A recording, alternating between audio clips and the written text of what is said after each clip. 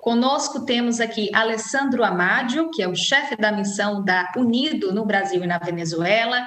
Temos também Miquelina Menezes, que é presidente da Associação de Energia Lusófona de Energias Renováveis. Cícero Bley Júnior, presidente da Câmara de Comércio Brasil-Luxemburgo no Paraná e também CEO da Bley Energias. E João Sarmento Cunha, chefe da Divisão de Energias Renováveis do Banco Africano de Desenvolvimento. A todos os nossos convidados, agora sim, boas-vindas oficiais, bom dia e boa tarde, porque temos pessoas aqui baseadas em diversos países, não é isso? Bom dia, Cícero, bom dia, Alessandro. Bom dia, Carolina. Bom dia a todos. Bom dia, gente, um prazer contar com vocês. Um prazer contar com vocês aqui mais uma vez. A gente tem um tópico aqui na mão, como eu falava, muito rico, não é? Que dá muito pano para manga. Para lançar aqui uma pergunta de partida, eu vou chamar então o Alessandro para tecer aqui um primeiro comentário, Alessandro. A gente tem atualmente, muito se fala, não é? Sobre transição energética, e não é uma agenda que depende exclusivamente de avanços tecnológicos ou de, enfim, se encontrar formas de fazer, não é? Existe aí uma agenda política, existe uma agenda social, uma agenda econômica. Como é que você avalia nesse momento que o Brasil está posicionado nesse cenário, não é? Em comparação com alguns países na América Latina, onde a Unido atua, e, claro, os países do continente africano? Bom, eu acho que o Brasil tem uma abordagem muito interessante. Se você olha as empresas brasileiras, ela está muito avançada na transição energética, porque no Brasil a questão energética é puramente uma questão de mercado. Temos muitos poucos subsídios pelas energias e também pelas energias renováveis. Então, isso é um incentivo pela indústria brasileira, pelos empreendedores brasileiros, desenvolver modelos de negócios muito interessantes. Eu acho que isso é uma ligação muito interessante também com a África, porque também a África não tem a capacidade econômica de subsidiar seu setor energético. Então, eu acho que a África tem muito que aprender dos empreendedores brasileiros. Também por a conformação dos estados, da agricultura, da geografia que tem em muitos países africanos, e de algumas vezes são muito parecidos a situações que você pode encontrar aqui no Brasil. Eu faço então agora uma conexão, João, não é? Que está aí encabeçando o setor de energias renováveis do Banco Africano de Desenvolvimento. Essas características que nós ouvimos agora do Alessandro, não é? Referentes ao Brasil, também podem ser encontradas em alguns países aí no continente africano. João, que está baseado na Costa do Marfim, não é isso, João? Sede do banco. Exatamente, Costa do Marfim, Abidjan. Sim, concordo na maioria com o que o Alessandro disse. É verdade que existe uma oportunidade única para a penetração de novos modelos de negócio liderados pelo setor privado para dar resposta às necessidades de energia dos vários países africanos. Portanto, acho que já todos percebemos que o modelo atual de monopolista, de ter um grande utility que tenta chegar a toda a gente com base em grandes subsídios estatais, é um modelo que não é insuficiente. Não estou a dizer que não seja necessário, acho que é um modelo que faz parte da solução, mas que terá que ser reformado para que haja um apoio maior e uma abertura maior ao setor privado e a novos modelos de negócio, para que haja uma aceleração da penetração e haja uma transição mais rápida para as energias renováveis. Agora, eu acho que a questão dos subsídios é uma questão pertinente e sensível. Eu aqui seria um bocadinho provocador. Porque, por um lado, é verdade que é possível, até certo ponto, abrir ao setor privado e fazer isso com uma mínima incidência de subsídios. Mas a questão é que muitas das vezes temos o setor privado ou determinado setor privado a concorrer com outros projetos que são fortemente subsidiados, ou então temos subsídios que estão espalhados por todo o setor de infraestruturas. Temos, em alguns casos, até subsídios a fossil fuels, não é? Portanto, a combustíveis fósseis no sistema, e, portanto, temos que também pensar numa questão de eu diria, subsidy parity, se é para haver subsídios então que se faça de uma forma equitativa e que se pensem também em alocar um elemento de subsídio para acelerar a penetração de novos modelos de negócio, para mitigar algum risco, para fazer baixar os custos de energia para as populações mais desfavorecidas e, pelo menos numa fase inicial, que haja algum elemento específico para que se consiga então estabelecer esses tais novos modelos de negócio. Eu acho que vou parar por aqui, mas imagino que teria algumas reações interessantes por parte dos meus colegas de painel.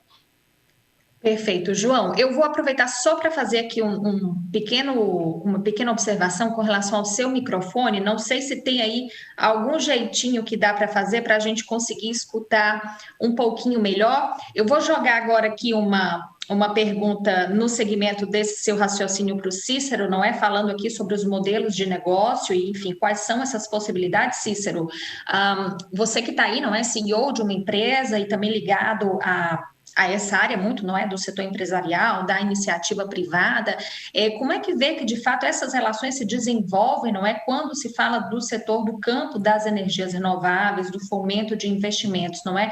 Qual tem sido a sua experiência até então? Bom, obrigado pela oportunidade, Carolina, e a todos aí, meus cumprimentos, mas eu gostaria de não polarizar um ponto de vista, mas eu acabei minha vida profissional na Itaipu em 2016, aposentado como superintendente de energias renováveis, e com a missão de descobrir novas fontes de energia que não fosse a energia da água, que Itaipu tem absolutamente resolvido isso e com muita competência. Mas acontece que o brasileiro, e principalmente o setor elétrico, tem uma certa mania de grandeza, de achar que tem coisas a ensinar, quando na realidade o Brasil tem um grande pedaço sem nenhum quilowatt de energia disponível.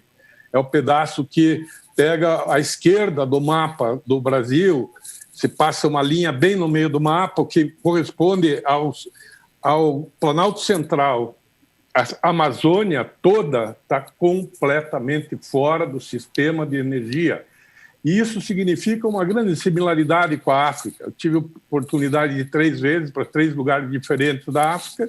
Em Ouagadougou, na Burkina Faso, eu lembro que vi uma estação de geração de energia para a capital ali da Burkina, movimentada a diesel, a óleo diesel, ou seja, o mais poluente dos combustíveis derivados de petróleo. Isso se repete integralmente no Brasil, nesse Brasil abandonado de energia, esse Brasil negligenciado, esse Brasil que não permite a entrada dos sistemas convencionais de energia, porque tem uma floresta densa, tem distâncias enormes a percorrer, e o sistema, então, vai à falência porque não consegue chegar nesses lugares. São mais de 500 comunidades isoladas, quilombolas, indígenas, extrativistas, exército, marinha, aeronáuticas com seus postos avançados de fronteira, que não consegue nem, mal e mal, congelar alimentos para poder sobreviver. Existem notícias aí, a internet está cheia disso, e pode mostrar isso aí. Com evacuação, inclusive, de postos de fronteira, por conta da impossibilidade das famílias sobreviverem em lugar tão inóspito, sem energia. E, pasme, 510 mil metros cúbicos, ou seja, 510 milhões de litros de óleo diesel por ano são gastos, segundo os relatórios do próprio Operador Nacional do Sistema, para manter minimamente, durante 2 horas por dia, a energia oferecida a essas populações. Então, o Brasil tem muito a compartilhar com a África no sentido de descobrir novas possibilidades para entrar nesses lugares remotos, para cumprir o seu papel de equalizar o direito à energia para todos os povos, para todas as pessoas, independente da sua classe econômica. E, com isso, o mundo pode reconhecer e deveria reconhecer a possibilidade do Brasil e da África produzirem aquilo que está hoje na ordem do dia do sistema financeiro internacional, que é a descarbonização das matrizes energéticas. É preciso descarbonizar, é preciso sair fora do diesel, é preciso sair fora do carvão. E a África e o Brasil têm essa condição de mostrar ao mundo grandes contingentes integrados numa energia completamente renovável, com riquezas naturais. Não é repartir a pobreza, é colocar à disposição riquezas naturais para que o mundo possa efetivamente descarbonizar. Então, paro por aqui, a gente pode dar andamento a isso, porque tem bastante dados sobre essa questão. Sem dúvida. Essa questão das similaridades, não é? Já foi aqui um ponto tocado não só pelo Cícero, enfim, mas também já pelos outros participantes. Eu entro agora com a Miquelina, que está em Moçambique, baseada em Maputo, que é a sede da associação, não é isso, Miquelina? Então, por exemplo, algumas dessas características, essas dificuldades de acesso, não é? Essas comunidades que o Cícero acabou de nos descrever, que estão em regiões específicas do Brasil, eu acredito que existem comunidades que vivem em situações semelhantes, as características se encontram muito em diversos países do continente africano, e agora a gente faz esse recorte específico da lusofonia, não é? Como é que está, então, esse segmento das energias renováveis, na visão de vocês, dentro aí do ambiente dos países falantes de língua portuguesa, assim como o Brasil? Olha, muito obrigada, Caroline. Fiquei muito entusiasmada com o que o Cícero disse. Apesar de que a África, em geral, tanto cerca de 60% da população não tem acesso à eletricidade, não é? Mas o que acontece é que há um grande desenvolvimento para como é que eu ia dizer, para ir para esta questão das energias renováveis, principalmente nas comunidades, porque normalmente o que acontece é que nas zonas rurais, nas cidades, nós temos a energia convencional, muitas vezes, ou a energia também renovável. Mas nas zonas rurais, e essas zonas que o Cícero se referiu, são importantes, e nós também temos aqui em África, e eu falo particularmente de Moçambique, que temos zonas rurais onde não há acesso à energia, mas as energias renováveis, através até de pequenos sistemas, têm contribuído muito para o acesso à energia. Se olharmos para os países lusófonos, como a ALER tem tido este papel de estar a ajudar a partilhar informação e a produzir relatórios tanto do acesso dos recursos existentes em cada um dos países lusófonos, isso tem contribuído para percebermos até que ponto é que o acesso, pelo menos nestes países lusófonos, tem. Por exemplo, Cabo Verde, as ilhas de São Tomé, portanto, elas quase que têm 100% de energia renovável, né? Porque são ilhas pequenas, mas se compararmos, o Brasil não vou falar, estamos aqui de compararmos com Portugal tem um acesso em termos de energias renováveis também muito grande. E há pouco tempo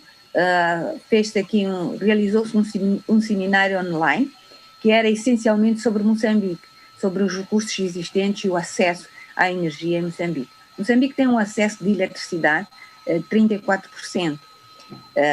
Então, e prevê-se que até 2030 seja o acesso geral, mas também com grande contribuição das energias renováveis, cerca de 12%, que se pensa que até 2030. Mas também, se calhar, eu parava por aqui para podermos continuar, porque acho que a África tem muito também que aprender, e isso temos visto nas parcerias que existem entre empresas, particularmente moçambicanas, portuguesas e de outros países também. E o Brasil tem um papel muito importante a fazer, uma vez que também tem uma grande experiência nesta área. Todos temos boas coisas, mas também não temos outras que não são boas. Mas a questão essencial muitas vezes é o financiamento. Como fazer? Mas eu parava por aqui também. Claro, Miquelina, realmente, bom, a questão do financiamento, não é como fazer. Eu acho que os participantes aqui estão todos querendo dar oportunidade para os colegas também se envolverem, não é? Então, vamos aqui botar essas perguntas aqui para frente. Eu volto, então, ao Alessandro agora, não é? Porque atuando no Brasil, Alessandro, acredito que a Unido tem uma agenda, não é? E tenta identificar, coordenar esses potenciais, não é, investimentos, projetos. Então, assim, nesse momento, qual seria, digamos, a maior, não diga o que é mais viável, não é, mas qual seria nesse momento o tipo de energia, não é, o que a Unido encontra, detecta que que tem o maior potencial, não é, onde é que vocês estão identificando as maiores possibilidades para atuar dentro do Brasil? A Unido no Brasil, bom, primeiramente um ponto, a questão da energia, a energia é igual para todo mundo, mas não todos os consumidores são iguais. Então, você não pode comparar um consumidor que é uma multinacional do setor agro com um pequeno agricultor familiar lá na floresta. São duas coisas completamente distintas. Bom, o que a Unido está trabalhando agora no Brasil, trabalhamos primariamente com grandes empresas, então com o setor agro, com o setor industrial, e quero dizer que esses setores são bem avançados no desenvolvimento dos planos no uso da energia, e todos estão trabalhando com modelos de negócios que são muito interessantes. Então, o ponto aqui para nós é a otimização dos usos de recursos nas empresas, em particular modo nas empresas do setor agro. Lá no sul, no Paraná, Santa Catarina, Rio Grande do Sul, estamos trabalhando muito no setor de suínos e aves, pela recuperação dos resíduos para a produção de biogás. E realmente existem modelos de negócio que são absolutamente sustentáveis, sem subsídio, sem outros problemas, sem outras ajudas por parte dos Estados. A limitação que a gente encontra muitas vezes nesse tipo de empresas são as políticas públicas, porque talvez essas políticas públicas atrapalham a implementação desses tipos de modelos de negócio sem ter um real benefício pelo lado público. Então, a questão para nós é isso por um lado, otimizar a utilização de recursos pelo setor privado, mas, por outro lado, também precisamos optimizar as políticas públicas, de forma que a distribuição dos recursos seja mais eficiente. Bom, outras questões é lá quando você pensa a pequenas comunidades isoladas, etc., ou, não sei, bases militares, etc. Bom, por exemplo, para levar 1 quilo de óleo diesel em uma base militar lá na fronteira com Peru ou com Bolívia, custa entre 6 e 8 litros de óleo diesel. Então, para levar 1 litro, você gasta entre 6 e 8. Bom, é claro que você tem lá oportunidades de modelos de negócios muito interessantes para a comunidade isolada, para bases militares, para pequenas empresas, etc. Bom, acho que o interessante do trabalho que está fazendo a Unido é isso, de desenvolver esses modelos de negócios que sejam sustentáveis do ponto de vista tecnológico, do ponto de vista financeiro, em diferentes realidades. E acho que o trabalho está funcionando muito bem nesse momento. Obrigado.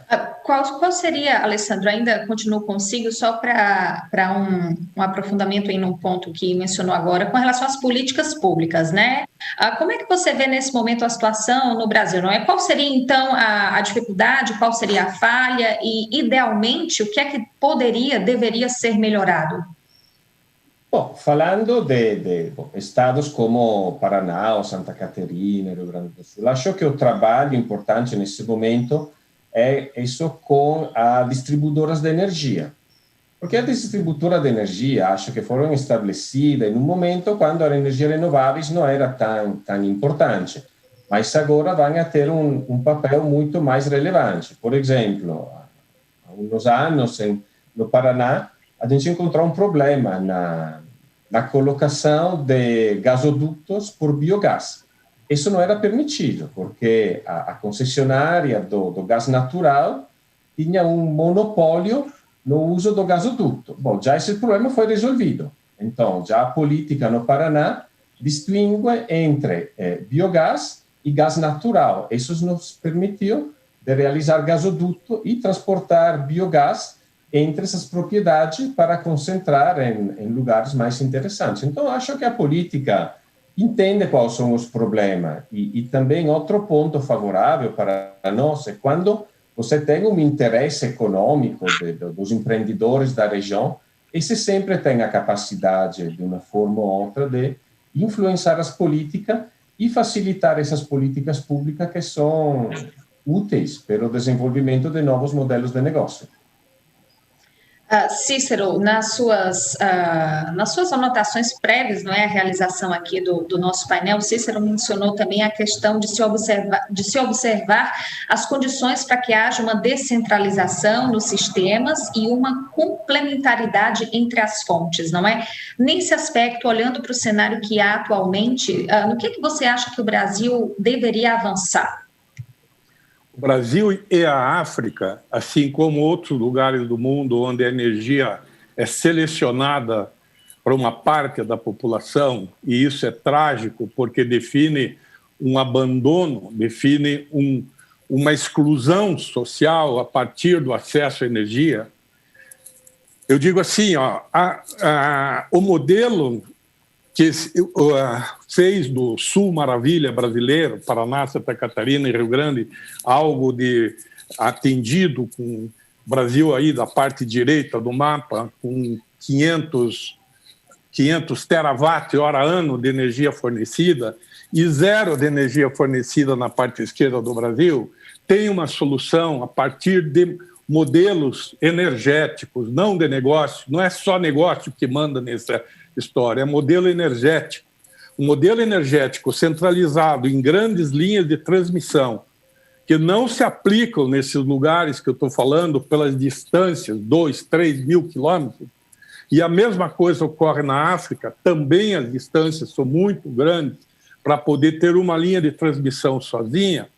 Nós temos a possibilidade de seguir o que o Comitê Internacional de Grand Réseau, o CIGRE, propõe desde 2011 e não é ainda assimilado no Brasil e muito menos assimilado na África, que é o microgrid como solução para você levar uma geração local, autônoma, independente de redes. Você gerar no local condições de energias renováveis, usando a interação do sol, do vento, do biogás, fazendo com que essa disponibilidade de recursos, de riquezas naturais, possa servir a um novo modelo energético para poder suprir energia. Essa é a diferença da coisa. Não se trata de modelo de empresa, modelo de nada, é modelo energético. Essa é a transição que o Brasil está tendo, que o mundo está tendo, para lugares que não têm tido acesso à energia, poder começar a ter acesso, independente das dificuldades de transmissão da energia, como é o caso do Brasil e da África. João, e essa questão da transição dos modelos energéticos, não é? Já consegue ser vista de alguma forma e já há perspectivas e possibilidades aí na sua área de atuação? Sim, sem dúvida, e concordo com aquilo que o Cícero disse desta transição nos modelos.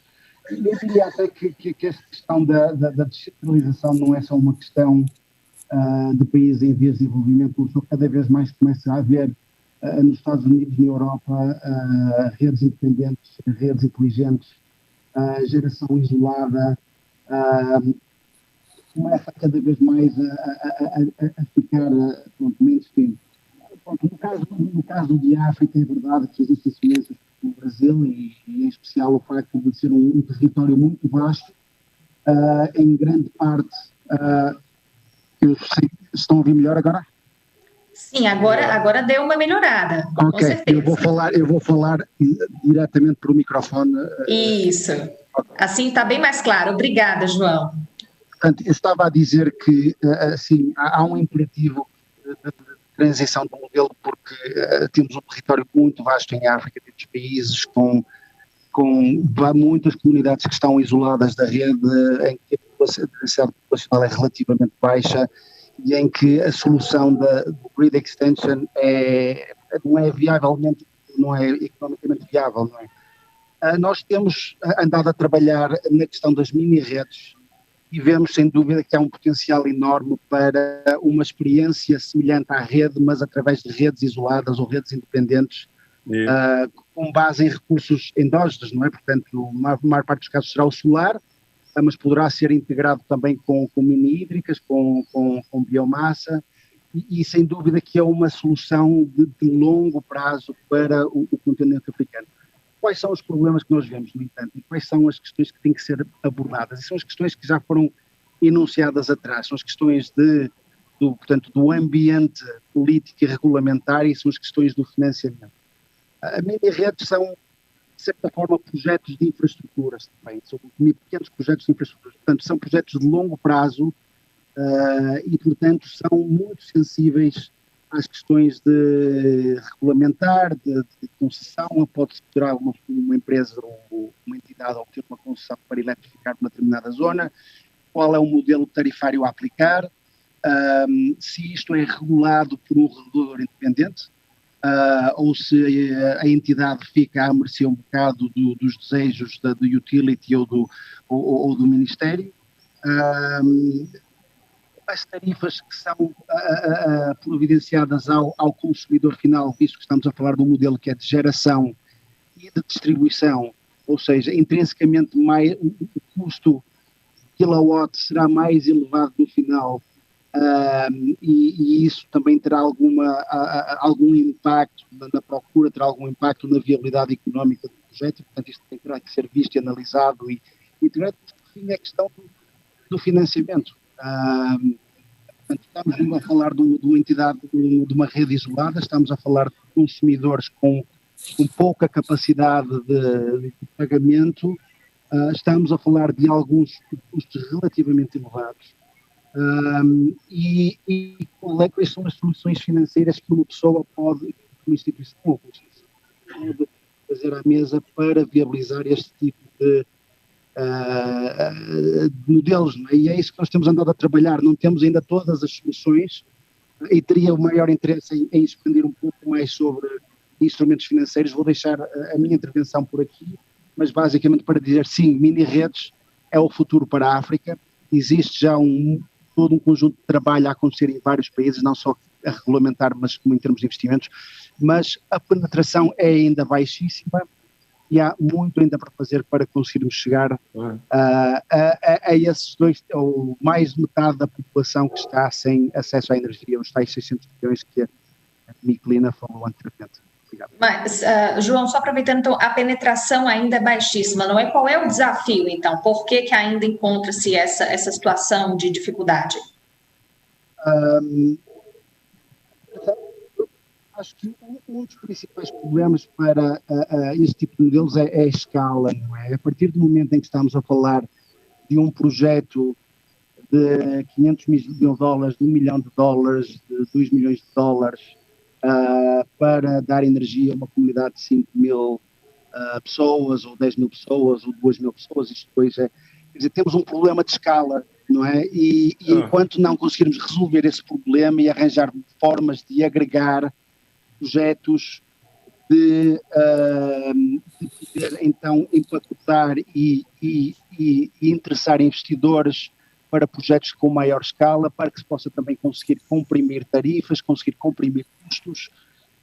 Eu acho que a questão passa muito por aí. Há todo outro conjunto de considerações, mas sem essa escala mínima torna-se difícil acelerar a penetração. Provavelmente teremos experiências no Brasil, e eu aí gostaria também de ouvir colegas como poderão ter eventualmente resolvido algumas destas questões que são de veras difíceis, mas que estamos todos a trabalhar afincadamente, e eu espero que em breve se consiga passar ao lado e ultrapassar este tipo de desafios. Eu vou aproveitar aqui só para mandar já uma primeira menção aqui, agradecer as pessoas que estão acompanhando o seminário através da nossa transmissão no YouTube, enviando já a sua participação. Então, um alô para o Gomes, que é de Guiné-Bissau, mora atualmente no Brasil, está acompanhando. Também o Adeniran, de Lagos, na Nigéria. Então, obrigada aí a todos que têm participado. Mandem as perguntas que daqui a pouquinho a gente começa a tentar direcionar para os participantes. Miqueline, eu vi aí você muito atenta, não é? Ouvindo as colocações tanto do Cícero quanto do João, e perguntava se nesse momento, qual é o cenário, não é, que tem encontrado a associação para o desenvolvimento desses projetos, não é? Essa mudança de perspectivas, de fomentar essa mudança nos modelos energéticos, também é algo que tem estado na agenda, e o que é que tem encontrado, não é, no desenvolvimento das atividades da associação? Olha, eu fiquei muito atenta a ouvir, porque principalmente o João falou daquilo que é a realidade aqui nos países de África, portanto, e eu falaria particularmente de Moçambique, onde esta questão das mini redes é uma questão extremamente importante, que está neste momento a ser considerada, inclusivamente está-se a preparar a legislação própria, mas os grandes constrangimentos que existem, penso que mesmo aquilo que existe aqui em Moçambique, existe noutros países de África, é o financiamento para esses projetos, o problema das tarifas, as tarifas que podem ser aplicadas, que sejam tarifas que compensem os custos, porque se não houver tarifas que compensem aqueles que são os custos de produção, o projeto não se torna atrativo. Nós temos visto exemplos aqui em África, do Uganda, da Costa do Marfim, acho também que o grande problema é exatamente ter mini redes, mas depois as pessoas não têm capacidade de pagar. Este é um aspecto também, como disse o João, que é muito importante, mas também é preciso encontrar uma atividade que justifique o desenvolvimento ou a existência daquela rede, porque uma rede sozinha não é suficiente para justificar, mas sim se tivermos várias redes e diremos, uma empresa que tome conta de 3, 4, 5 para tornar o projeto rentável. A associação, o que é que tem feito neste aspecto? Ela tem exatamente procurado dar informação, conhecimento, experiências de outros países, e a associação tem estado a trabalhar muito, em particular em Moçambique. Eu disse há bocado que houve um seminário sobre as energias renováveis, e um dos aspectos que foi abordado foi exatamente a questão das mini-redes. Quais são os problemas existentes para o desenvolvimento de mini-redes? É o custo, são as tarifas, a capacidade de pagar. Mas há outros exemplos, há outros modelos, diremos, de projetos também que podem ser desenvolvidos e que podem atingir aquela população que tem menos capacidade de pagar. Nós temos aqui em Moçambique alguns exemplos de projetos que estão a ser desenvolvidos, como o Fazer, o Brilho e outros que também há, que permitem às empresas do setor privado poderem, como é que eu ia dizer, poderem chegar às populações, garantir o acesso à energia e com formas de pagamento muito aceitáveis, que permita que as pessoas possam pagar, quer seja a prestações, quer seja... Portanto, estes projetos também têm sido importantes para garantir o acesso à energia. E de facto, esta questão do acesso é uma questão importante, porque tendo o acesso nós garantimos o desenvolvimento. Se tivermos pessoas com energia, podem ir à escola, podem ter melhores condições de saúde, etc. E desculpe, acho que alguém queria fazer um comentário, não sei se interrompi, era o Cícero, justamente. Diga, Cícero, eu tinha aqui prestado atenção. Mas, claro, né, eu acho que agora a gente está pegando exatamente o eixo da toda a questão. Né? Se fosse fácil, já estava feito. Né? Foi em 2011, repito, há 10 anos atrás, o CIGRE, que é o Conselho Internacional de Grandes Sistemas de Energia, fez uma autocrítica e disse para si mesmo e para o mundo, porque todo o setor elétrico no mundo inteiro entende o CIGRE como uma referência, uma meca do conhecimento em energia elétrica. O CIGRE disse o seguinte: é preciso instalar complementariedades aos grandes sistemas de energia. No Brasil, se você puser lá no Oiapoque, no Amapá, um ponto, e lá no Sul, no Rio Grande do Sul, outro ponto, dá 110 mil quilômetros de rede de transmissão de energia. Isso significa você colocar a ponta em Lisboa e ir até Moscou, para ter uma ideia de grandeza, do tamanho dessa história. E, evidentemente, que nas bordas vai deixando de ser atendida uma série de necessidades de energia. E eu não refiro, quando eu falo em comunidades isoladas, exatamente pela similaridade que eu vi na África, de pessoas, contingentes de pessoas, sem nunca ter visto uma lâmpada elétrica acionada. Mas eu digo também que tem projetos de agropecuária gigantescos nessa região que não encontram energia para fazer irrigação de pastagem, não encontram energia para fazer ração para os animais comer. Então, é o desenvolvimento inteiro, não é só o desenvolvimento dessa classe abandonada, excluída, essas coisas todas. É também a possibilidade de desenvolvimento. Agora, eu queria passar uma régua nisso, acho que já está dito a referência, o CIGRE a referência, existem mecanismos internacionais, eu só queria falar para as pessoas e colocar nesse seminário: o mundo está atrás da descarbonificação. E quando eu digo o mundo, é porque até o sistema financeiro internacional entrou nessa jogada, está na jogada, está fazendo financiamentos com juro praticamente zero para poder fazer alternativas de substituição de elementos que produzem gases do efeito estufa, como é o caso do diesel. O diesel é o pior dos elementos que a humanidade está utilizando hoje e precisa ser substituído. E é essa transição que está se dando. Sair dessa dependência do óleo, do petróleo e passar por uma dependência para outras formas de geração de energia que descarbonifiquem. E o biogás, por exemplo, que é uma das alternativas, saída de dejetos, saída de esgoto, saída de plantas plantadas para poder gerar biogás, se quiser, esse aí é carbono negativo. Ele tem um apelo gigantesco para esse processo que está se estruturando aí da descarbonificação. Os bancos todos estão atrás da descarbonificação das matrizes. E isso não é mais impedimento sair com investimentos A, B, C, D. E quanto o custo da energia depende do tipo de tecnologia que for usado. E, evidentemente, que atrás do impedimento real para isso produzir estão aqueles que estão no sistema hoje. Ou alguém duvida que uma empresa que está fornecendo energia a diesel na Burkina Faso vai facilitar o uso de biogás na Burkina Faso? Claro que não vai.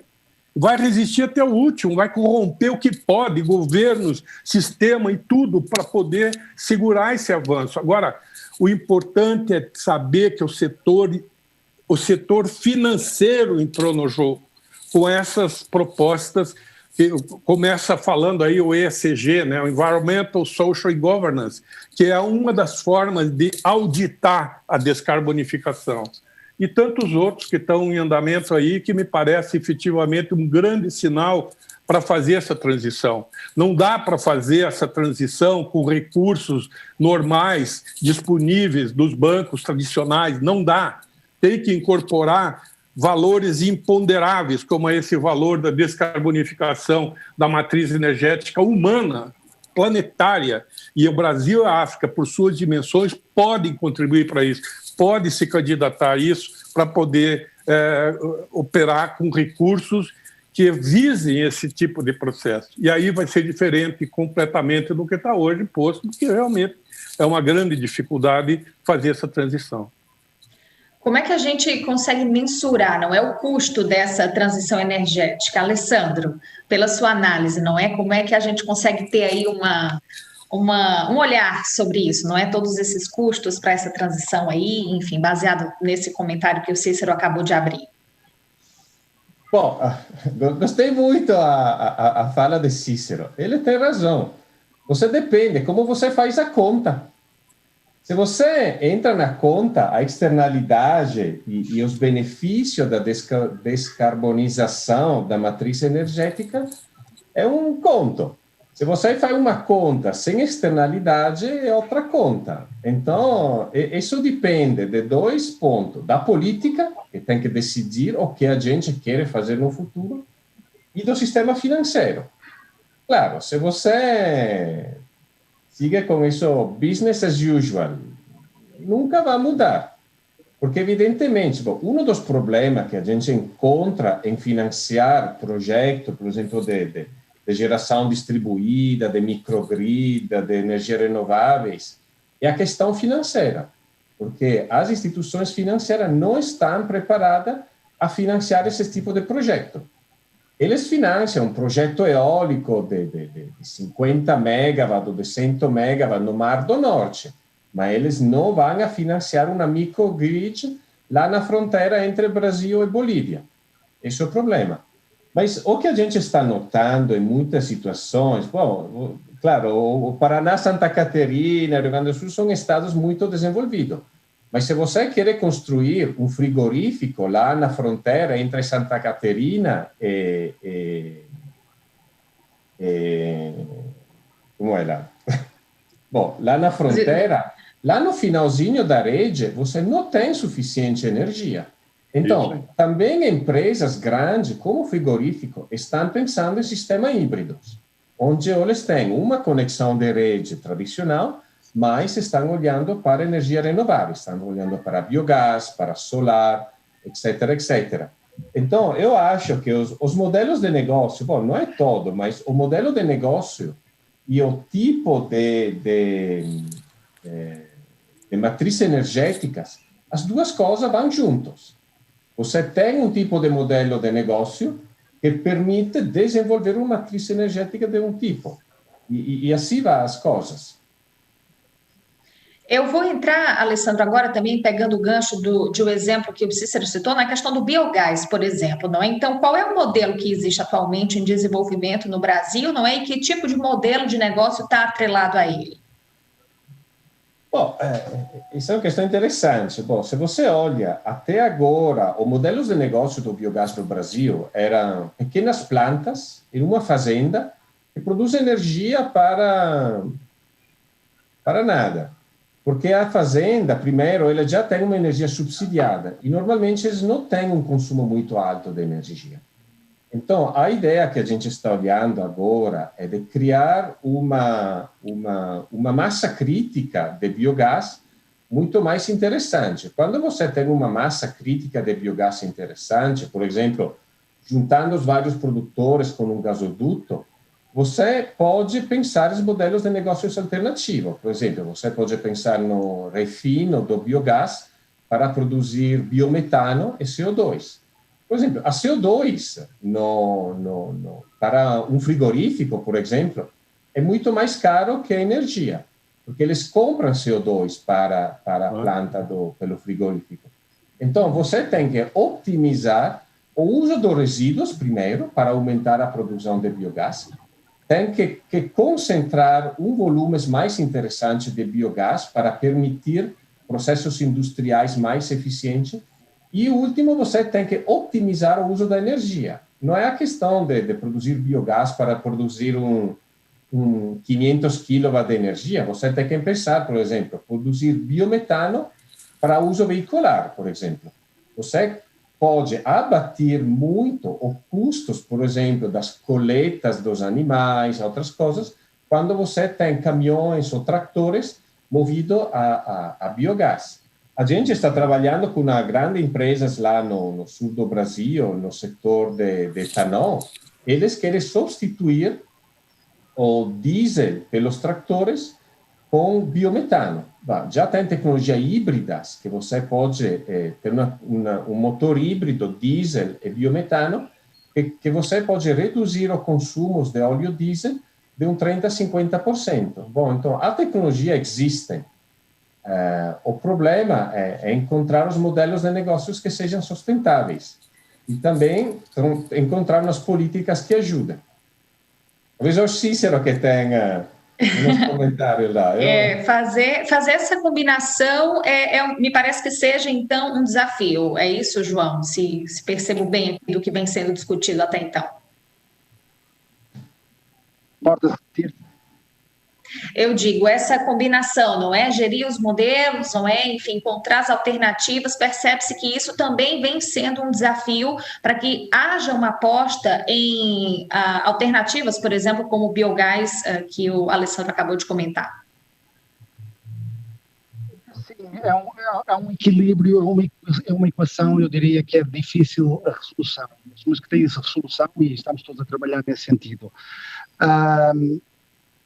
É verdade que há toda uma componente de internalização de custos ambientais e sociais, mas essa internalização tem que ser monetizada, eu acho que tem que haver mecanismos para monetizar alguns desses benefícios, e há, portanto, os créditos de carbono, há formas ou carbon tax, há formas de monetizar essa externalidade. Mas, por exemplo, no caso das mini-redes, e como a Michelina falou, não é só uma questão de acesso à energia, é também uma questão de toda a promoção e todo o estímulo de atividades económicas em torno da mini-rede e, portanto, a criação de negócios, o desenvolvimento de soluções de irrigação através de energia solar, a transformação de produtos agrícolas, portanto, todo esse estímulo de atividades e de consumo da energia da mini-rede torna portanto, toda a empresa mais sustentável e, sem dúvida, mais atrativa do ponto de vista de financiamento. A questão que eu tinha para o Cícero, ou a provocação que eu tinha para o Cícero é que concordo plenamente que é difícil fazer chegar toda a energia de Itaipu aos lugares mais remotos do Brasil e provavelmente nem sequer é economicamente viável, da mesma maneira que na Moçambique temos grandes hídricas, e essa energia das grandes hídricas não chega às populações remotas. A questão é a seguinte, como é que não se pode assegurar que aquilo que o consumidor de energia de Itaipu, que provavelmente paga, sei lá, 2, 3, 4, 5 cêntimos por quilowatt-hora, como é que esse custo pode ser também aplicado a um consumidor de energia descentralizada num lugar remoto no Brasil ou em África? E acho que muito do problema passa por aí. Essa questão de paridade das tarifas ou dos custos, não é? As soluções descentralizadas e de pequena escala vão invariavelmente ter custos mais elevados e há quem diga, e há muitos governos que dizem, mas isto não é sustentável, nós estarmos a cobrar tarifas mais elevadas a populações rurais e mais baixas a populações urbanas.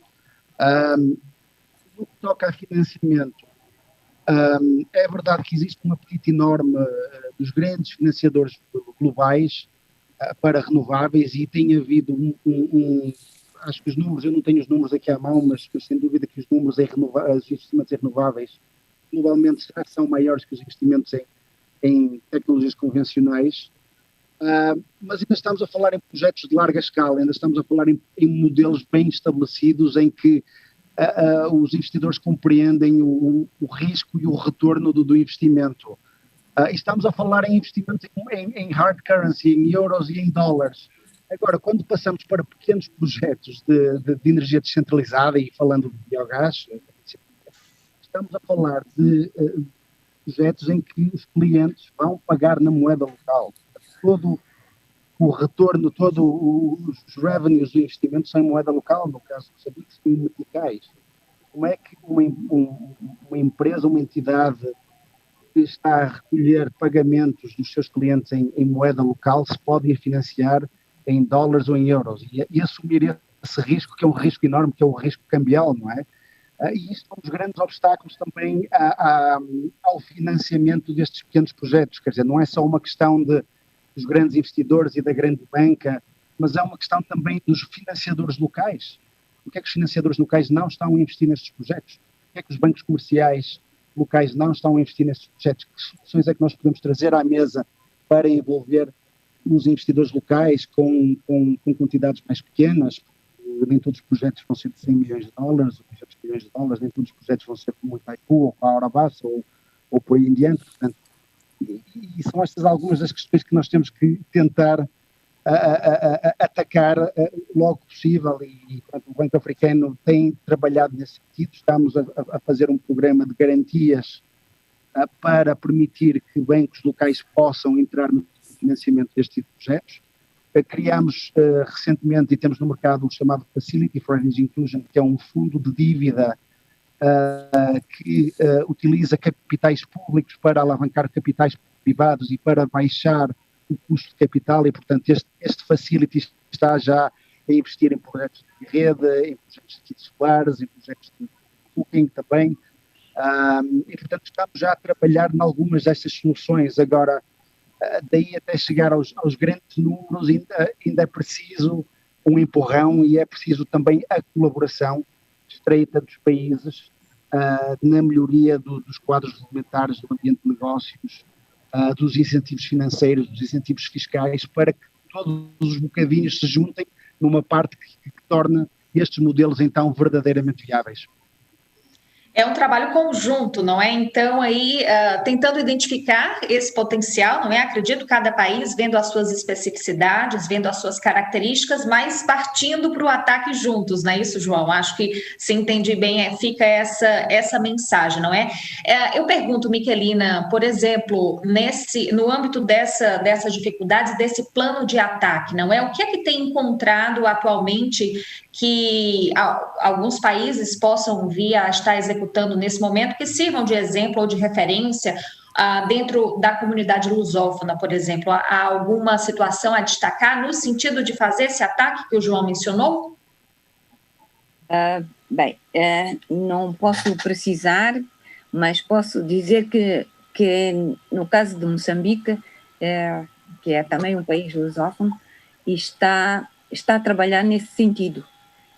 Começamos primeiro pela regulação, que é muito importante. Portanto, uma regulamentação que permita que as tarifas possam cobrir os custos. Isto também é importante. Mas também, ao mesmo tempo, garantir que esses projetos possam ser financiados. E como o João disse, há várias formas. Ou há incentivos que podem ser dados para que podem ser dados às empresas, às pequenas empresas, para desenvolverem esses projetos ao nível das zonas rurais. Porque não é fácil colocar energia numa zona onde o consumo é um consumo muito pequeno. Portanto, tem que haver algum subsídio, alguma coisa que incentive as empresas a irem para essas zonas, a construírem 2, 3 mini redes, por exemplo. Nós aqui, no caso de Moçambique, e penso que em alguns países lusófonos, excetuando o Brasil, de que se falou agora, temos muito sol, temos muita água, muitos rios e pequenos rios que podem desenvolver pequenos projetos para alimentar pequenas zonas rurais, pequenas comunidades, pequenas vilas. Porque, como foi dito já, não é possível, através da rede, chegar a todos os lugares. Eu posso citar aqui alguns exemplos em Moçambique, que é a construção de pequenas centrais. Para nós não são tão pequenas assim, não são 50 kW, mas são de 500 kW na província do Niassa, e que atendem a uma certa comunidade, a um certo distrito, nós chamamos aqui distrito, mas a energia produzida por esse sistema, quer dizer, é muita energia e não é suficiente para cobrir é mais do que o suficiente para cobrir aquela zona. Por quê também? Porque as populações também vivem dispersas, não são todas concentradas. Isso também é um outro fator que aumenta os custos de investimento, né? porque não temos as populações todas no mesmo sítio onde é possível pôr energia aí. Estes também são constrangimentos que eu penso que nos países lusófonos e em muitos países da África, este é um problema, é a dispersão da população também, que é um fator a ter em conta na construção de mini-redes. Mas eu penso que é preciso aproveitar os recursos que todos nós temos, e isso compete, são as tais políticas que são necessárias para garantir o aproveitamento de todos os recursos. Não só olhar para a utility, mas também olhar para os recursos que estão disponíveis e que podemos usar talvez de forma mais racional, diremos assim. Penso que, não sei se respondi bem à pergunta da Caroline, mas desviei-me sim. para... Não, claro, deu para... Deu para ter isso, deu para ter bastante a percepção do que a Miquelina acabava de explicar. Agora, eu sei que Cícero tinha um comentário a fazer, não sei se voltando ao ponto anterior, antes do início da fala da Miquelina, Cícero, eu acabei de lembrar que vi sua mãozinha aí levantando. Na realidade, são 3 conceitos que eu gostaria de abordar no sentido de colaborar com essa discussão, né? Claro. Primeiro, quando se fala que o biogás não é só energia elétrica, é o primeiro passo a se dar para se fazer uma opção pelo biogás. O biogás é mais difícil de mexer porque é uma geração biológica. Uma molécula orgânica sofre o ataque de uma colônia de bactérias e desprega o biogás para cima e o digestato para baixo. Então, o digestato é o resíduo líquido que sai dessa reação bioquímica aí. Então, para o biogás, precisa entender que ele é um gás composto. Ele não é um gás puro para ser usado imediatamente. E aí você tem a possibilidade de enxergar dentro do biogás um grande percentual de CH4 biometano, que inclusive é a rota para chegar no hidrogênio. O biometano tem 2 H2 de origem orgânica. Também tem o CO2, como foi falado, e também tem outras questões que podem ser utilizadas dentro desse contexto do gás. Mas é um gás composto. Portanto, ele serve para energia elétrica, para energia térmica e para energia de mobilidade e combustível. São 3 aplicações, não uma só. Não adianta querer fazer a viabilidade do biogás em função do quilowatt-hora que ele pode produzir. Isso é o mais rudimentar, o mais óbvio, coisa de 15 anos atrás, que foi feita na Itaipu. Então, o que nós temos que fazer agora é explorar as outras possibilidades do biogás enquanto um gás múltiplo, um gás composto, como o óleo bruto é um óleo composto. Se você colocar óleo bruto dentro do motor, ele explode o motor. Mas ele tem dezenas de possibilidades de refino e trazendo todas elas para justificar a operação de refino. Esse é o conceito da história. Então, primeiro passo é valorizar o próprio biogás. Segundo, é entender que o biogás não é comparável à energia de Itaipu. A energia de Itaipu é a energia de base do Brasil. 25% da energia brasileira sai de Itaipu. Não é disso que nós estamos falando. Nós temos que comparar o biogás com a energia elétrica gerada por diesel na comunidade. Isso foi dito já aqui, 8 vezes custa o óleo diesel para fazer energia elétrica.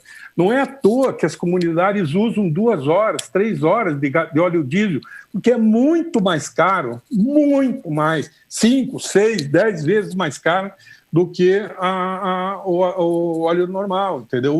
A energia normal. Então, a comparação não é com o que o sistema quer que se faça comparação, é com aquilo que está sendo usado pela comunidade. E aí começa a justificar a ruptura do processo, principalmente se integrar ali o caráter da descarbonificação gerada pelo biogás na aplicação local.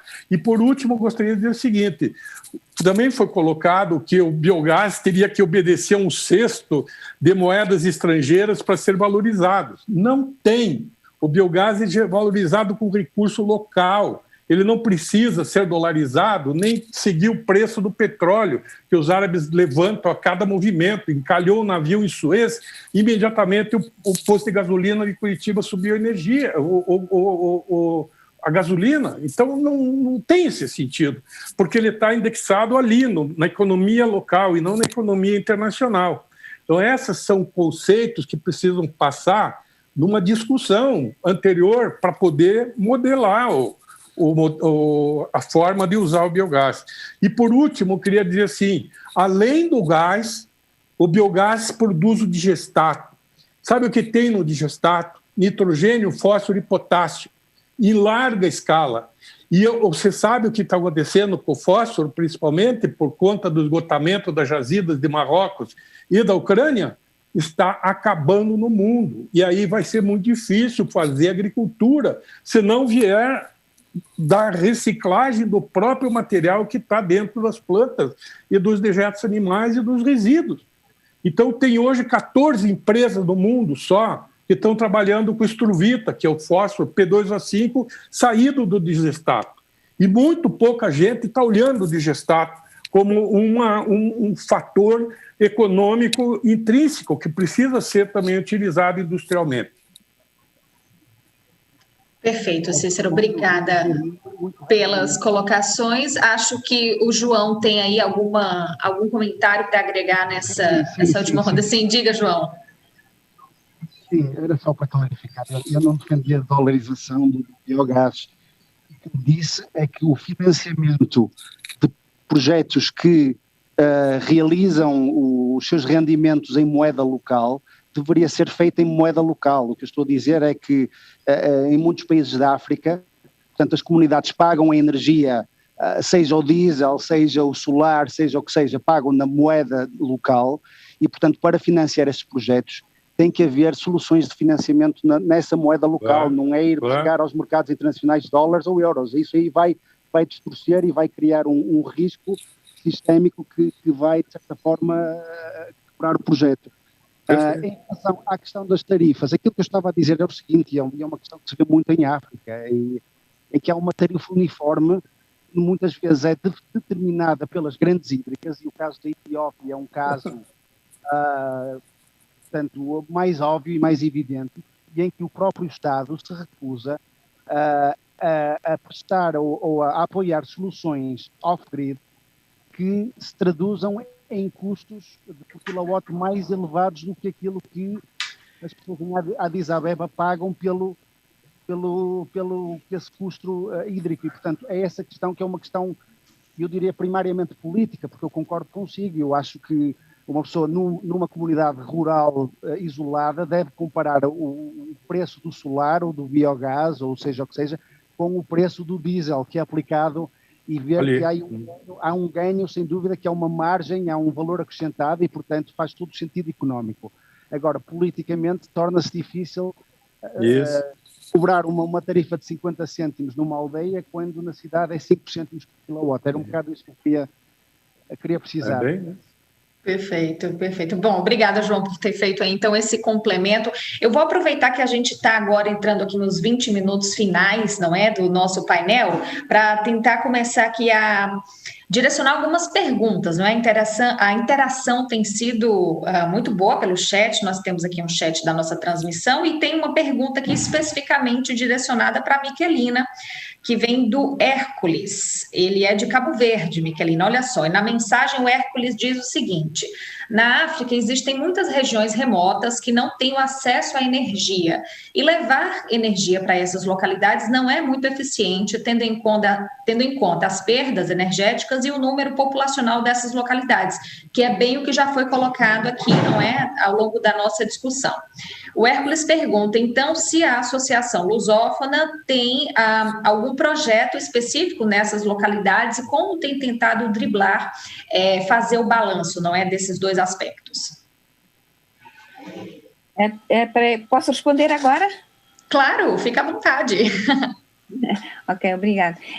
Bem, eu queria talvez especificar, a associação não vai fazer um projeto para esses casos. A associação, portanto, é uma associação que ajuda, que por exemplo, é um representante do setor privado entre o Estado e as organizações, portanto, a associação e também faz o levantamento, neste caso, em Cabo Verde também fez o levantamento de quais são o potencial existente em termos de energias renováveis.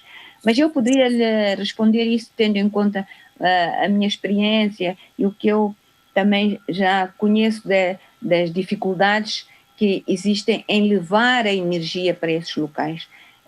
Portanto, como disse muito bem, o custo é muito elevado para levar energia para aí. Não é com uma rede que se deve levar, são exatamente esses sistemas. As mini-redes podem ser uma solução, mas também há outros sistemas, pequenos sistemas de solares, que podem permitir as pessoas terem energia. Que podem permitir 2, 3 lâmpadas, podem permitir ter uma televisão, podem permitir ter um congelador, um frigorífico. Portanto, existem essas outras possibilidades, mas essas outras possibilidades também significam que as empresas têm que ser subsidiadas para poder garantir que essa população tenha capacidade de pagar, né? E as empresas, por outro lado, tenham capacidade também de sobreviver e continuar a existir. Portanto, há aqui um balanceamento que se tem que fazer. A empresa tem que existir também, mas, por outro lado, as pessoas também têm que ter estes benefícios. E eu disse que nós, aqui em Moçambique, temos alguns projetos que subsidiam a empresa para que a empresa possa subsidiar, diremos, o custo da energia ou o custo da aquisição do equipamento que permita ter energia. Portanto, até são duas coisas, duas possibilidades. Uma é o subsídio à aquisição do próprio equipamento, para que o equipamento pertença à família. Outra é um tipo de fornecimento de energia, em que é usado o equipamento e é pago. Há diremos, uma tarifa para pagar o consumo de energia. E aqui temos um dos projetos, que é esse do FAZER, que é financiado pela União Europeia, pelo governo da Alemanha também, pela Noruega, portanto, que desenvolve esse tipo de projetos e financia empresas. É isso que eu dizia há pouco, que espera-se que até 2030 em Moçambique tenhamos um acesso de energias renováveis até 12%. Mas isso significa com esses pequenos projetos também. Não só os grandes projetos, porque os grandes projetos é para injetar na rede e ser consumida por todos nós. Não sei se foi claro ou se falei Perfeito. Muito. Nada, Miquelina. Foi ótimo. Muito obrigada, então, pela resposta aqui que você deu ao nosso participante que tem acompanhado aqui o seminário. Eu coloco aqui a próxima pergunta, então, está direcionada ao Alessandro, vem de Ana Eugênia, de Fortaleza. Alessandro, qual é o real impacto das alterações climáticas, especialmente nesse momento em que o mundo enfrenta a pandemia? E quais são as ações necessárias para se atingir uma descarbonização efetiva com tempo hábil que gere resultados? Essa é uma pergunta de é uma pergunta de 1 milhão. Eu ia fazer esse comentário agora. Se o Alessandro tiver todas as respostas, já sai daqui pronto para resolver todas as crises. Bom, a questão é muito complexa, você não pode responder em 5 ou em 10 minutos. O problema é o conhecimento para mim. Bom, você tem que considerar qual é o impacto ambiental, da energia, do consumo da carne, da mobilidade, da pesca, por exemplo. Você não sabe, mas a pesca desmata as florestas nos oceanos muito mais que os agricultores na Amazônia. Então, bom, a questão é muito complexa, muito complexa. Eu acho que sabe, um ponto que eu queria ressaltar, bom, a gente antes falava de geração distribuída, a gente tem que falar também de manufatura distribuída. Porque você, para comprar um gerador eólico, tem que comprar na Holanda ou na Alemanha. quando você tem um serviço de assistências para caminhões, uma pequena indústria metalmecânica, você já tem 80% da capacidade de produzir um pequeno gerador eólico de 500 kW. Mas não é assim, porque a indústria quer comprar no exterior e tudo isso. Você tem que ter uma manufatura distribuída para fazer uma geração elétrica distribuída. E isso vai a favorecer toda uma cadeia de valor na produção, na assistência técnica, etc., etc. Então, você tem que localizar a produção de energia, mas também a cadeia de valor. Esse é o maior benefício que os projetos internacionais, como o UNIDO, acho também como o African Development Bank, deveria olhar para... Você pode transferir a consciência com um e-mail. Pode mandar um projeto por e-mail e depois você tem que construir a capacidade local de construir e de gerar essa geração distribuída de energia. A questão do impacto ambiental é muito complexa. Claro, existem muitos fatores, não é, a ser analisados, e de fato o momento que nós temos enfrentado a pandemia tem trazido à tona diversas questões, todas relacionadas, não é? Óbvio, enfim, a gente sabe que as conexões são muito profundas, mas de fato cada setor tem a sua especificidade, né? Eu volto aqui então agora a falar com o João, ainda nesse segmento, João, não é? Especificamente olhando para esses debates relacionados às alterações climáticas e a esse momento de pandemia também, não é? Se fosse possível passar uma mensagem nesse momento, como é que estão alinhadas as prioridades, não é? O que é que deve ser considerado nesse momento? A transição energética ainda, de fato, vai levar um tempo, mas há certos prazos estabelecidos. Então, minimamente, o que é que pode ser feito para tentar ir se alcançando e atingindo cumprindo esses prazos que são colocados por diversas entidades, por acordos e compromissos que vão sendo estabelecidos aí pelas nações?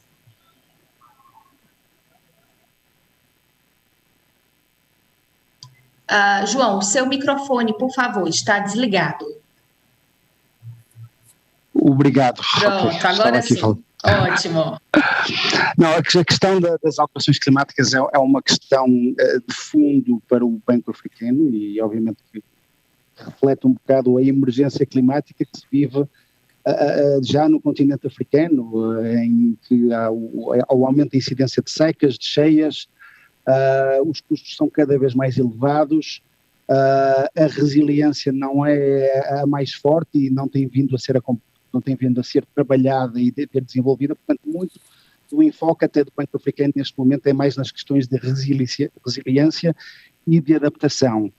Obviamente que isto tem que ser complementado com a transição energética, porque as próprias energias renováveis fazem parte dessa chave de resiliência e de adaptação. Portanto, os modelos descentralizados oferecem soluções e permitem que as comunidades possam diversificar as suas fontes de rendimento, possam proteger os seus ativos e, portanto, estão menos vulneráveis em longas cadeias de distribuição de combustíveis e, portanto, todo esse trabalho está a ser feito e vai ser feito na parte de energia.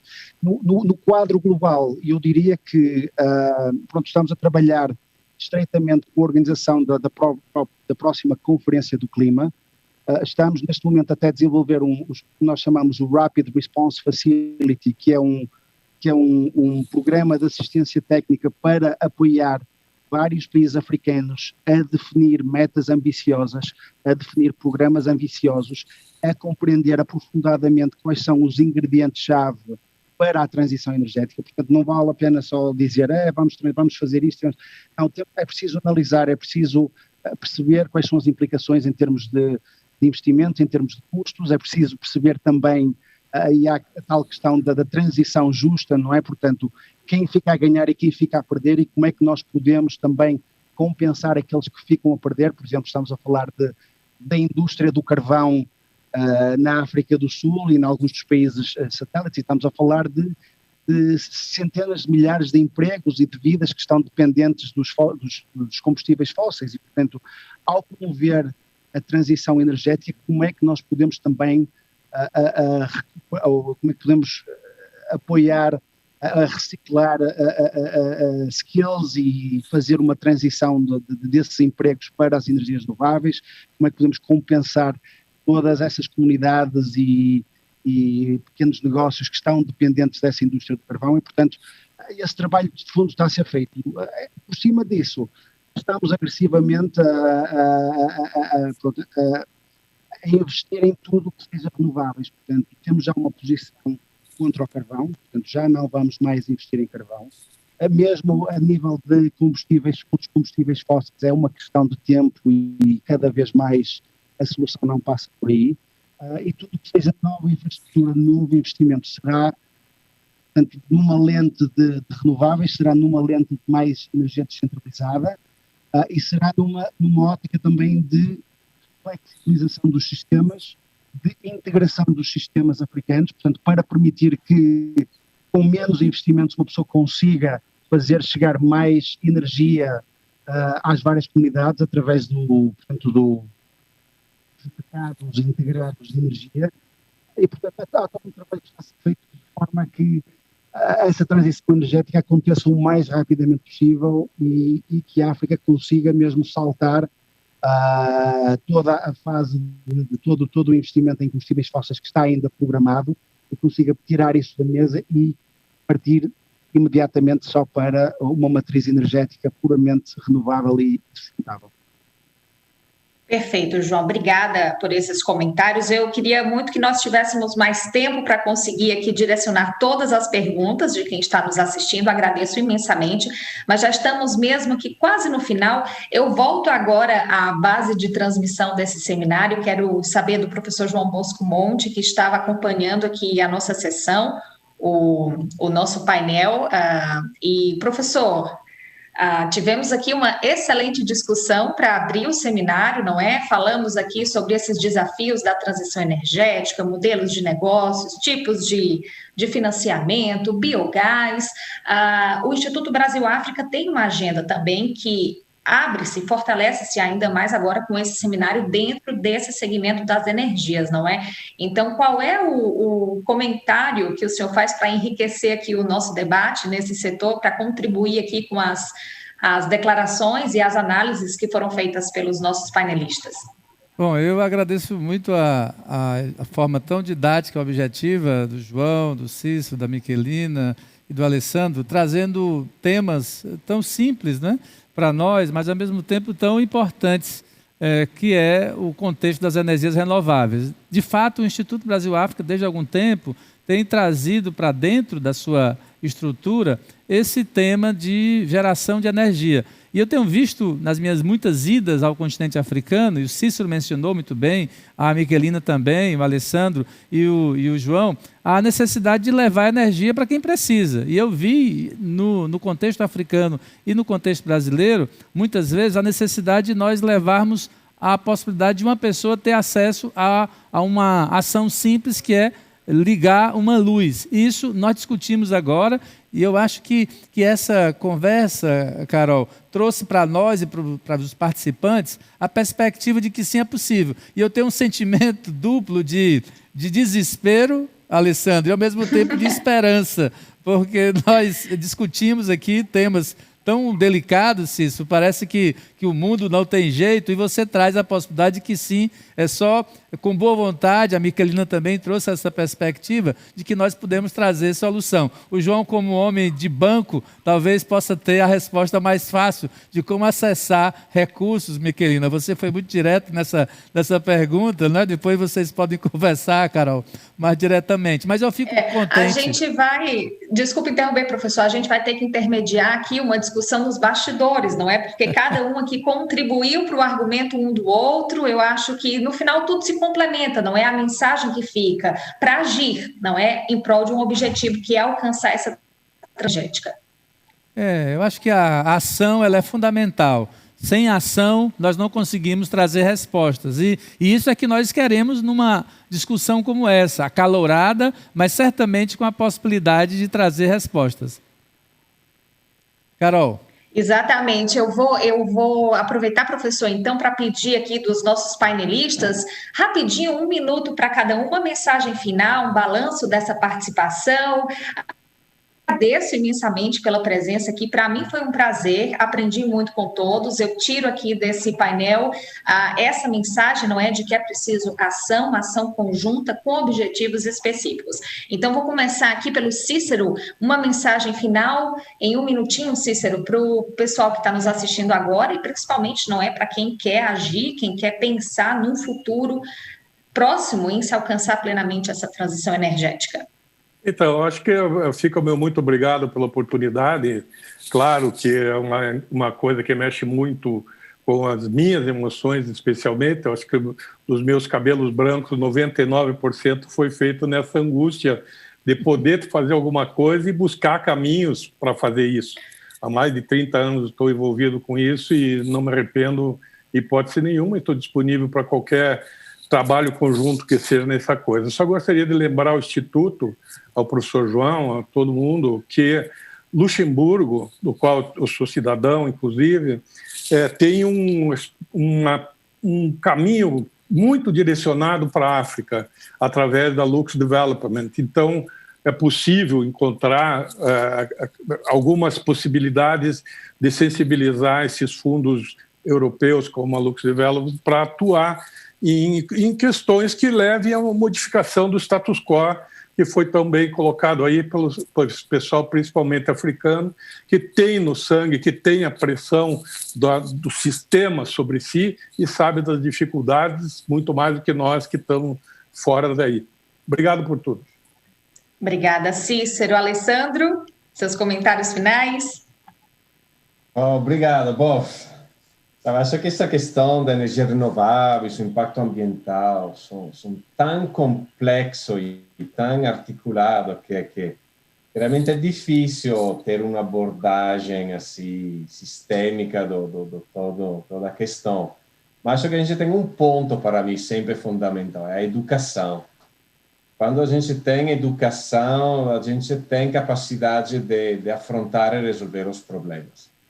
A gente são conscientes do que acontece no mundo e como eles podem resolver o problema. Então, minha palavra final é educação para todos. Isso nos vai ajudar a resolver muitos problemas. Obrigado. Perfeito, Alessandro. Muito obrigada. João?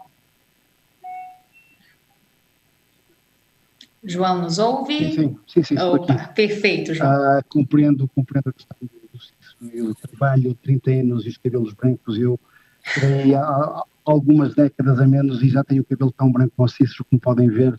É toda uma dedicação a esta causa e também um sofrimento, por vezes, de não ver as coisas avançarem de uma forma tão rápida. E eu gostaria de salientar alguns pontos. Acho que do nosso lado, o primeiro é a parceria, não é? Assim, uma caminhada que ser feita com várias organizações e eu acho que tem que haver, de um lado, no setor público, uma vontade política enorme e uma dedicação à resolução de problemas do ambiente de negócios, do quadro regulamentar, das metas, dos objetivos. Eu acho que isso é muito importante, dar o sinal certo. E depois, obviamente, que do lado das instituições financeiras tem que haver vontade de explorar novas soluções, novos caminhos, de arriscar mais, porque é aí que também estará o retorno. Enfim, na parte que me toca, aquilo que eu digo à minha equipa é a execução. É assim, podemos falar tudo aquilo que quisermos, mas se não executarmos, se não agirmos, não vamos chegar a lado nenhum. Portanto, eu prefiro, às vezes, errar, mas pelo menos tentei, experimentamos, a solução não é por ali, aprendemos, vamos corrigir a trajetória, vamos fazer por outro caminho, seguir outro caminho, mas vamos executar, vamos agir, não vamos ficar parados perante esta emergência climática e esta emergência de desenvolvimento de fundo do continente africano. Muito obrigada, João, por essas considerações. Miquelina, então, fica agora o espaço para que faça aí as suas últimas observações. Olha, primeiro, muito obrigada pela participação, foi muito, muito interessante. E eu ia pegar na palavra do Alexandre, que dizia que a educação é muito importante para nós podermos pensar, saber discernir, etc. Eu diria que não só a educação, mas também a saúde. E isso o que é que significa para mim? Significa que as energias renováveis podem contribuir exatamente para essa educação nas zonas rurais, para a melhoria das condições de saúde nas zonas rurais, através das mini-redes e de outros pequenos projetos. Portanto, eu acho que esse é que é o ponto. Isto significa uma ação. O que é preciso fazer? Eu diria que, por exemplo, regulação, etc. E eu queria dizer também que a associação que eu represento também tem um papel muito importante desta vertente, de apoiar os países no desenvolvimento de ações que permitam, diremos, realizar, ter projetos e desenvolver e criar parcerias entre empresas, entre também governos também. Portanto, as energias renováveis, essa transição, diremos, através das energias renováveis é muito importante. E educação, saúde, repito, educação, saúde, através das energias renováveis. Muito obrigada. Muito obrigada, Miquelina. Muito obrigada mais uma vez a todos os participantes, aos nossos palestrantes. Foi um prazer estar aqui hoje com vocês. Aprendi bastante. Professor João Bosco Monte, agora voltamos aí para a base de transmissão do seminário para seguir com essa programação. Em breve nos falamos novamente. Obrigado, Carol. Obrigado aos nossos convidados. Até a próxima.